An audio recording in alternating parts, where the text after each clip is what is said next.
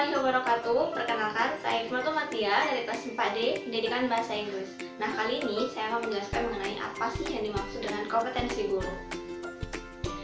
Sebelum kita membahas lebih lagi mengenai kompetensi guru, hal yang pertama yang harus kita ketahui adalah apa pengertian dari kompetensi itu sendiri. Nah, kompetensi berasal dari bahasa Inggris, yaitu competence, yang berarti kecakapan dan kemampuan.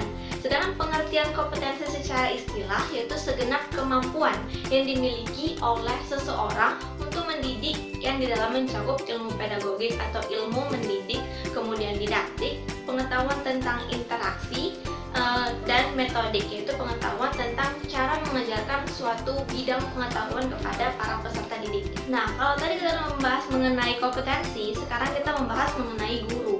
Guru adalah pendidik dan pengajar pada pendidikan anak usia dini, jalur sekolah atau pendidikan formal, pendidikan dasar dan pendidikan menengah, minimal berstatus sarjana dan telah memiliki ketetapan hukum yang sah sebagai guru berdasarkan undang-undang yang berlaku di Indonesia.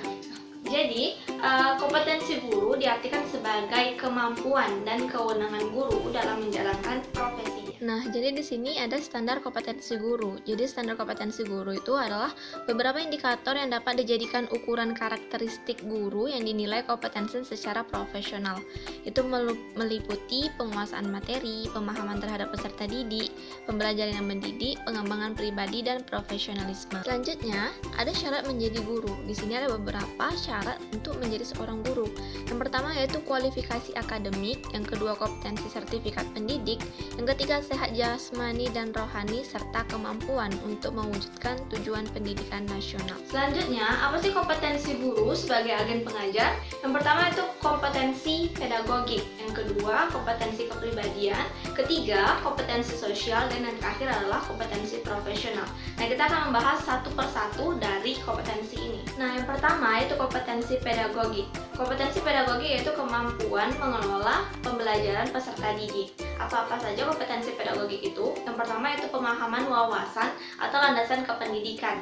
Yang kedua yaitu pemahaman terhadap peserta didik. Yang ketiga, pengembangan kurikulum atau silabus. Yang keempat, perancangan pembelajaran. Yang kelima, pelaksanaan pembelajaran yang mendidik dan dialogis. Yang keenam, pemanfaatan teknologi pembelajaran, evaluasi hasil belajar, dan yang terakhir yaitu pengembangan peserta didik untuk mengaktualisasikan berbagai potensi yang dimilikinya. Yang kedua yaitu kompetensi kepribadian. Nah, jadi seorang guru harus memiliki kemampuan yang mantap, berakhlak mulia, arif dan bijaksana, berwibawa, stabil, dewasa, jujur, menjadi teladan bagi peserta didik dan masyarakat, secara objektif, mengevaluasi kinerja sendiri, dan mengembangkan diri secara mandiri serta berkelanjutan. Nah, yang ketiga yaitu kompetensi sosial. Jadi kompetensi sosial ini merupakan kemampuan seorang guru untuk bisa berinteraksi secara efektif dan efisien kepada seorang peserta didik, kemudian kepada sesama guru dan masyarakat. Nah, kompetensi sosial ini meliputi berkomunikasi lisan, tulisan, isyarat, kemudian menggunakan teknologi komunikasi dan informasi secara fungsional, bergaul secara efektif dengan peserta didik, seperti yang saya bilang tadi, sesama pendidik, tenaga kependidikan, pimpinan satuan pendidikan, orang tua wali, atau masyarakat.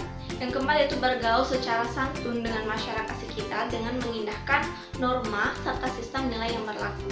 Serta yang terakhir menerapkan prinsip-prinsip persaudaraan sejati dan semangat kebersamaan, kompetensi profesional, kemampuan guru dalam pengetahuan. Dan yang terakhir yaitu kompetensi profesional, yaitu kemampuan seorang guru untuk mendalami suatu materi atau suatu pembelajaran secara luas dan mendalam sesuai standar isi program satuan pendidikan. Kemudian konsep-konsep dan metode, disiplin keilmuan, teknologi atau seni yang relevan yang secara konseptual menaungi atau koheren dengan program satuan pendidikan itu sendiri. Baiklah, mungkin sampai di situ materi yang saya sampaikan pada video